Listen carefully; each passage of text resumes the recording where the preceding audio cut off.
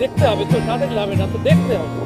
আর যেটা একটা মোহনার কথা বলছিলাম, সরু রাস্তা চলে গেছে, একদম অনেকখানি চলে গেছে। হ্যাঁ, বসলে হবে না, জগন্নাথ মন্দির চলুন, বসে বসে লাভ নেই, বসে সামনে চলুন জগন্নাথ। না না, ওই মেইন মন্দিরে যাবো, চলে আসুন। এখানে একটা দু কাটা জমি কিনে নেবেন, হ্যাঁ একদম, আর হ্যান্ডেল লাগাবেন না, পুরো এদিকে, পুরো একদিকে, পুরো জানলা খোলা, কাঁচের জানলা খুলে রেখে দেবেন।